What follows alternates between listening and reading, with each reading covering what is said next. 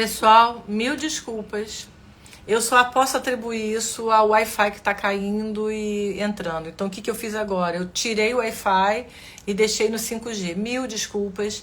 A primeira parte da live já está salva lá no nosso Instagram. Ainda bem, porque a gente não vai perder esse saber de Felipe. E assim, pedir mil desculpas porque eu só posso atribuir isso ao Wi-Fi. Como a gente já teve aí meia hora de live, já está salva essa primeira parte da live de Felipe Roque, de Carvalho. E eu acho que assim, na vida tudo... Estou chamando ele aqui para a gente não perder.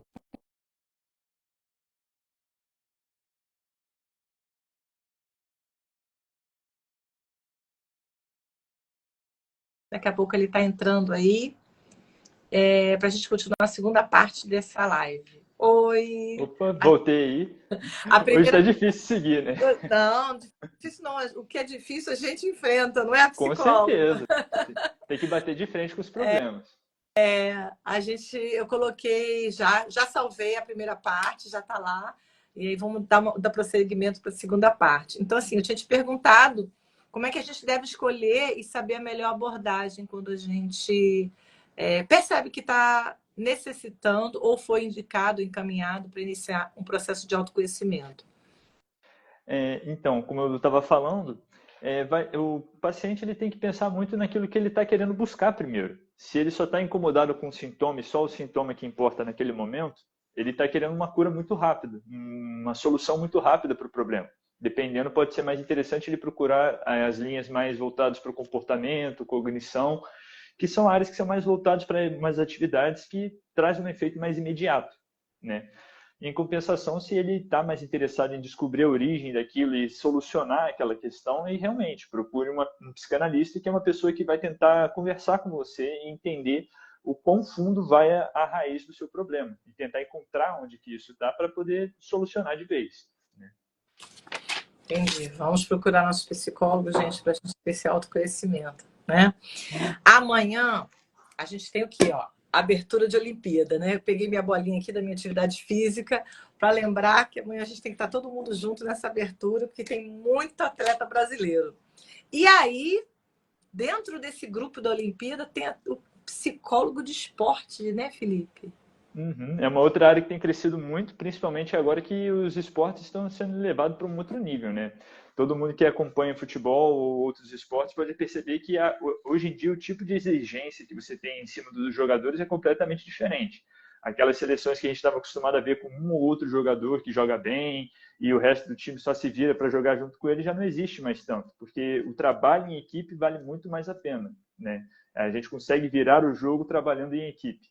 E a ideia do psicólogo ali dentro é justamente tentar fazer com que o grupo trabalhe melhor e deixar todos eles motivados para jogar sempre com o máximo de desempenho, né? Em alta performance. Eu estava assistindo sobre as ginastas, né? Ginastas rítmicas, né? É até um Isso. trava-língua. É, e aí eu vi que cada uma tem seu terapeuta. Assim, quem tem o esporte individual também vem acompanhando. Quando passa a ser federado, a primeira coisa que a família é acompanhada e o atleta, porque o atleta também se afasta da família muito cedo, que eles começam cedo nessas competições, né? Uhum. E é aquele negócio, gosta ou não, a família é a nossa rede de apoio, que a gente chama, né? A principal rede de apoio que a gente tem na vida é a família. Quando alguma coisa está de errado, você vai correr para sua mãe, você vai correr para seu pai, vai correr para sua família para poder ter algum apoio. E aí você, tão jovem, sendo retirado da sua família, é um choque, é um baque, é um trauma que tem que ser trabalhado também. E vi aqui que não existe o psicólogo clínico, escolar, organizacional, né, que trabalha em empresas, o psicólogo de trânsito, que faz aquelas provas do Detran, quando a gente vai tirar carteira, né? O hospitalar, que você comentou, o psicólogo jurídico, que também está muito em alta, né, para fazer laudo, e o neuropsicólogo. Neuropsicólogo hoje também está sendo muito requisitado pelo alto índice de diagnósticos de TEA, não é, Felipe? Essa área ela é mais nova e eu tenho que admitir que não conheço muito sobre a neuropsicologia em si, mas é mais uma vez uma área que tenta trazer de novo a interligação entre a medicina e a psicologia. E eu tenho visto que tem várias pessoas fazendo pós-graduação em neuropsicologia que não são psicólogos, né? E como é importante a gente não ter esse conflito de conhecimentos com outras áreas, né? Isso se Uhum. confunde para nós que somos terapeutas, né? Eu gosto muito de comunicação não violenta, sabe? E já fiz cursos de formação de comunicação não violenta. Fiz o básico, a formação básica, e estudo mindfulness em relação à comunicação não violenta. E tem os 4 pilares que eu coloquei aqui da comunicação não violenta, que é observar para tentar ser imparcial, né, na hora da comunicação, como eu sou profissional de comunicação, né? Sentir, entrar em contato com aquilo que você falou, ter clareza das suas necessidades e, no final, fazer um pedido. Eu estava aqui pensando, como a comunicação não violenta faz o foco para uma boa comunicação, você entrar em contato com o seu sentimento. Então, como ela valoriza o sentimento. E agora está na moda aquele filme Divertidamente 2, né? Que Uhum. ele fala demais sobre sentimentos, mas também fala de emoção. E eu dei uma olhada, né, lá no seu Instagram e vi que você tem uma opinião muito bem formada em relação a esse novo filme e fala também sobre essa questão do sentimento e das emoções. Você pode compartilhar para a gente exatamente qual é a diferença de o que é sentir e o que é se emocionar? Então, a emoção ela é algo muito mais imediata. Ela é muito mais daquela cognição de como você percebe o evento em que você vive. É aquele momento, por exemplo, de pular de alegria. O pular de alegria é uma emoção em si, a sensação de querer pular de alegria. Agora, quando a gente entra num campo de sentimento, aí é algo muito mais complexo, exige uma reflexão em cima disso. Então, apesar de ser muito próximo, ele tem essa diferença que é bem nítida. Aí o grande problema é que, para trazer isso na literatura, acaba que muitos autores acabam se embaralhando um assunto no outro, por causa dessa proximidade. Por exemplo, uma emoção seria alegria. Normalmente, quando a gente pensa em alegria, o sentimento é felicidade. Mas nem sempre que você está feliz, você está alegre. Você pode ser uma pessoa feliz e, ao mesmo tempo, estar num momento triste, estar num momento de raiva. Você pode tomar um susto, estar num momento de susto, que são a parte das emoções, né? E acaba que o estudo das emoções volta muito para a origem da psicologia novamente, no comportamentalismo. Agora, me faltou o nome do psicólogo que estuda isso, mas a base das emoções, por exemplo, era o estudo das expressões faciais humanas. E ele definiu que eram a alegria, a tristeza, a surpresa, a raiva e o nojo. E tinha mais um, eram 6. E no filme eles trabalham 5. Eu esqueci qual que é o último, infelizmente. Mas a partir desses 6 sentimentos, dessas 6 emoções, tá vendo como é fácil confundir? Confunde. Mas a partir dessas 6 emoções, a gente começa a ter o desenvolvimento do nosso sentimento e o desenvolvimento das crenças, né? Que a crença ela trabalha como você se enxerga e como você enxerga o mundo. Trabalha muito essa relação você e o mundo, que na psicanálise a gente também conhece como transferência, né? Então, o filme ele trabalha muito bem a questão das emoções e o desenvolvimento dos sentimentos, apesar de ele também, às vezes, embaralhar um assunto com o outro.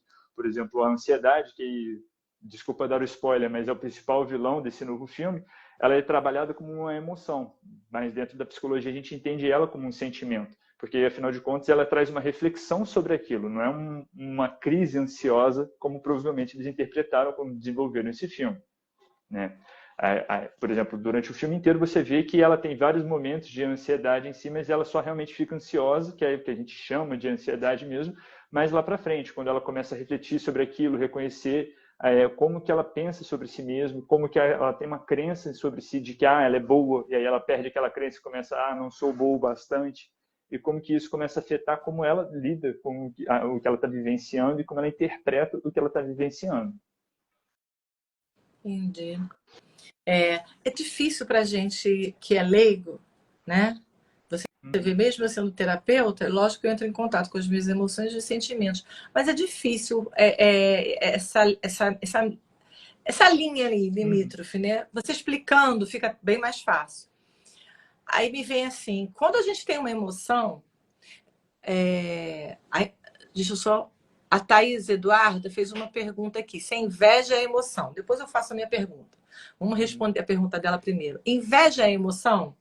Não, na verdade a inveja ela é um sentimento, ela exige uma reflexão, não é um ataque daquele momento, não é uma coisa, uma expressão que você tem, não existe uma expressão em si física de inveja, ela é uma reflexão sobre aquela outra pessoa, sobre como você gostaria de estar no lugar daquela pessoa que está recebendo atenção, como você lida com ver o objeto de desejo interagindo com uma outra pessoa que você não gostaria que ela estivesse interagindo, né? E então acaba que a gente tem mais a inveja como sendo um sentimento e não como uma emoção. Você.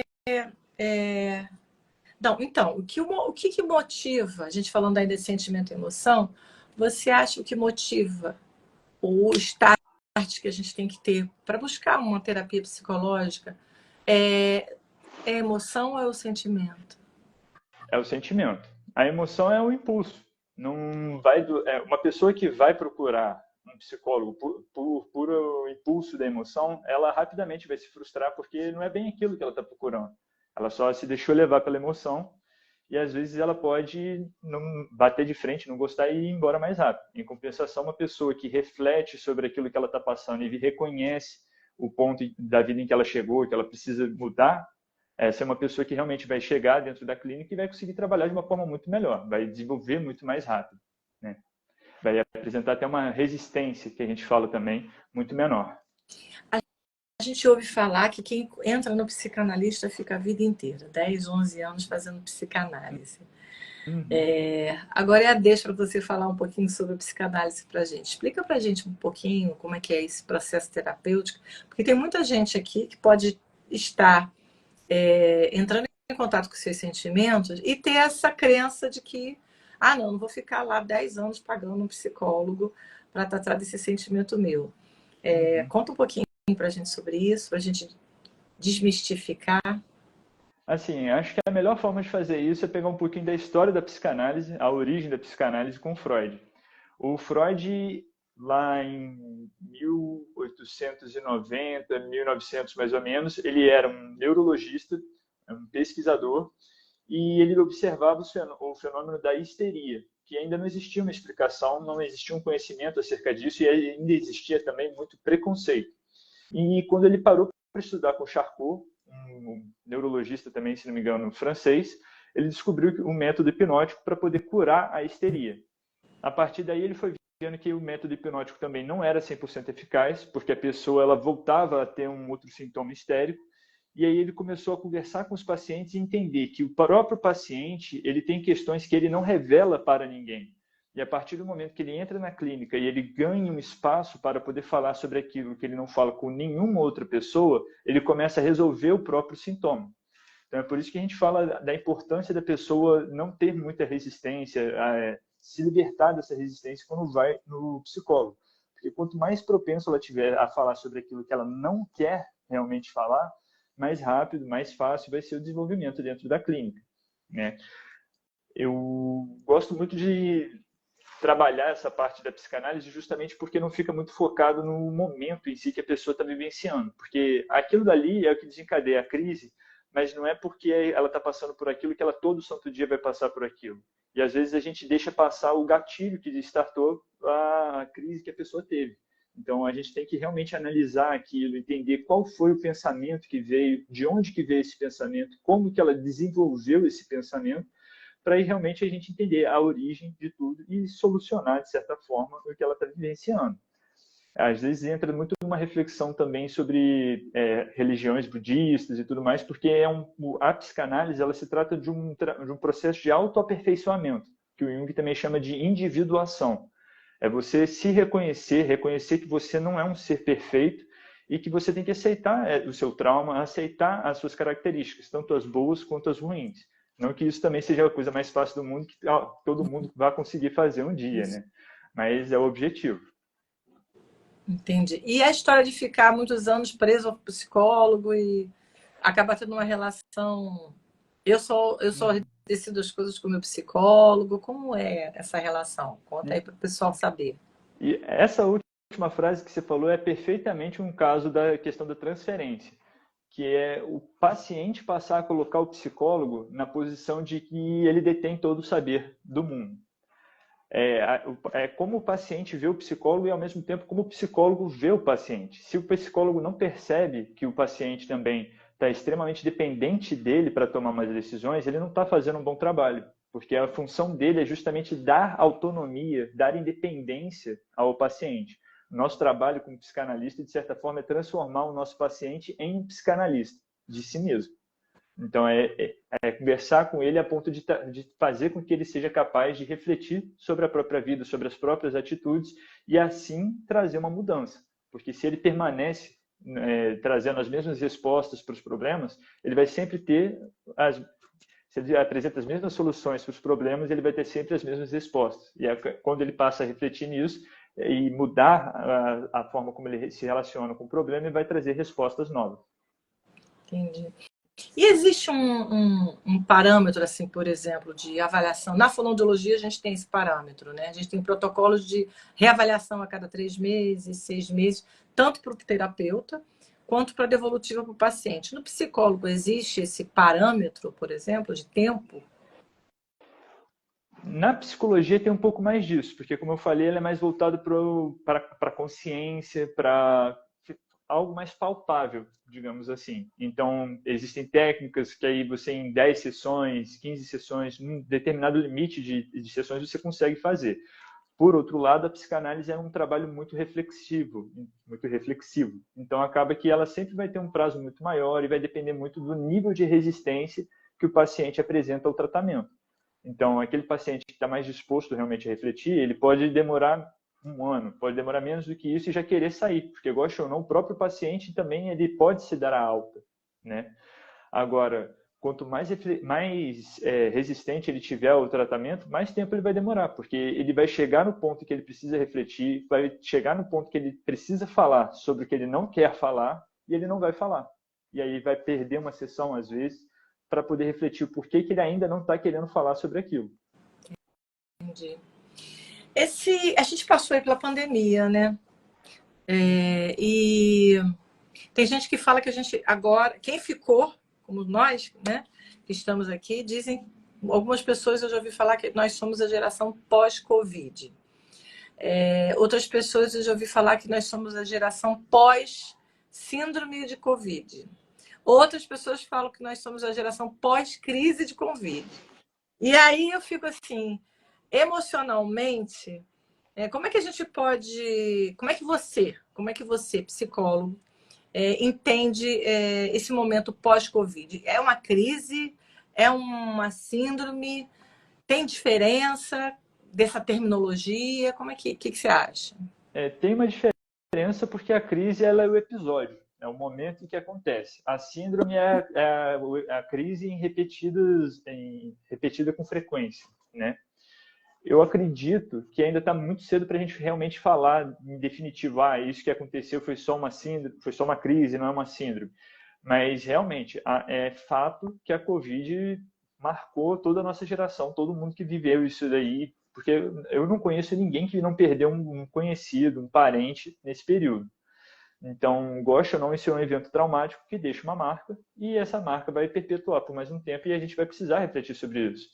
É muito comum você parar para ver que as pessoas têm saído, às vezes, menos de casa. Esses dias mesmo eu andei conversando com meu pai, ele mora lá no Rio de Janeiro, e ele comenta que o centro da cidade, que às vezes era hiper movimentado, hoje em dia não tem mais tanto fluxo de pessoas, porque muita gente ficou com medo da Covid. Em compensação, aqui em Juiz de Fora, que é uma cidade bem menor, não teve tanto impacto quanto teve no Rio de Janeiro, digamos assim. Aqui o centro da cidade vive lotado, tem muita gente na rua, parece que o pessoal esqueceu que existiu o Covid. Mas, ao mesmo tempo, você conversa com as pessoas, ninguém esqueceu que aquilo aconteceu. E eu vejo também, eu trabalho em ambiente hospitalar, o diagnóstico de burnout teve uma incidência muito grande de pânico e de depressão. Você acredita que as ferramentas para avaliação melhoraram? Porque, assim, pós-guerra, a gente identifica sempre que é pós-guerra, evolui-se muito na área de saúde e na área de humanos. Esse boom de diagnóstico de burnout pânico, depressão e ansiedade, você acredita que pode ter vindo por conta do pós-Covid ou também paralelo foi uma evolução da ciência? Bom, vou falar um pouco mais no sentido da minha experiência profissional mesmo como psicólogo na empresa que eu trabalho. O que eu percebo é que a forma como nós entendemos o trabalho ainda não é uma forma ideal. Então, acaba que a síndrome de burnout ela já estava crescendo, já era um problema que existia antes da Covid, e conforme a gente passou pela Covid, ele só ficou mais evidente, mais escancarado. Por quê? Existem alguns estudos mais recentes de que desde que a gente passou pela Covid, as pessoas começaram a valorizar muito mais o tempo que elas passam com a família.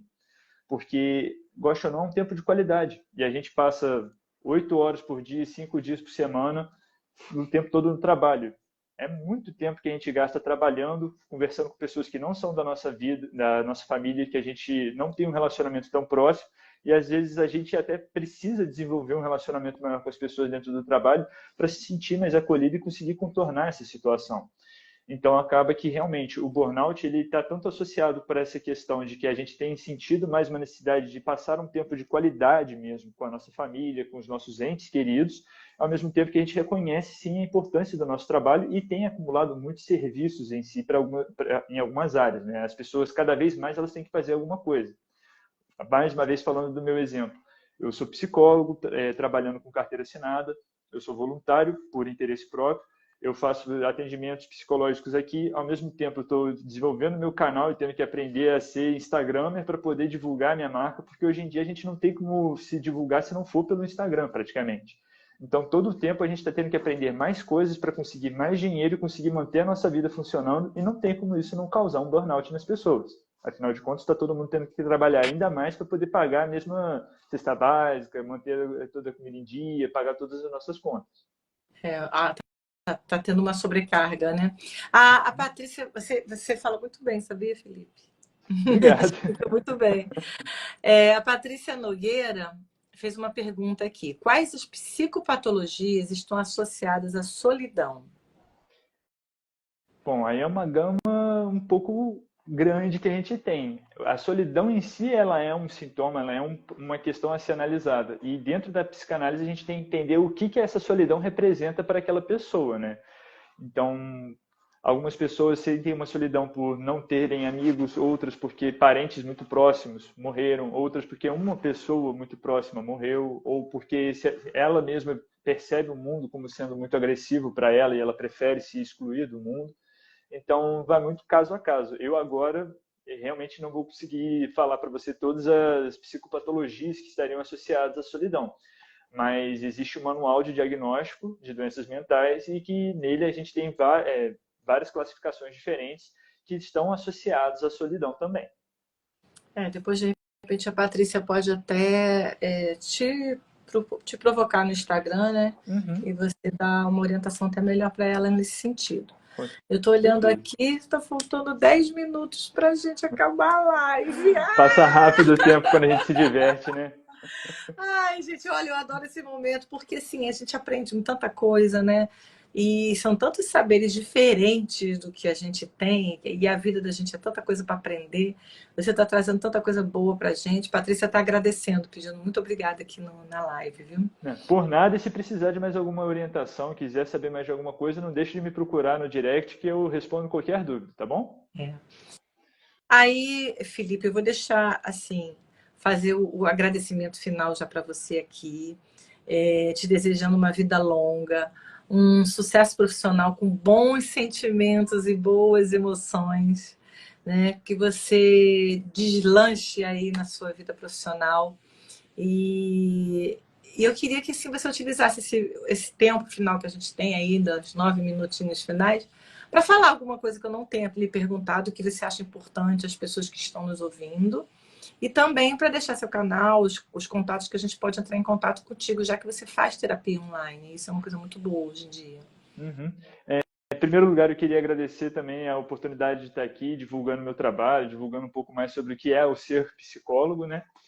É uma oportunidade única para mim, como eu falei logo no começo de tudo. É a primeira vez que estou fazendo uma live, está sendo uma experiência maravilhosa. E, bom, a princípio eu não teria muito o que acrescentar. falar um pouco sobre os meus atendimentos. Eu tenho, meus horários ultimamente têm sido só no período noturno, a partir das 7 horas da noite.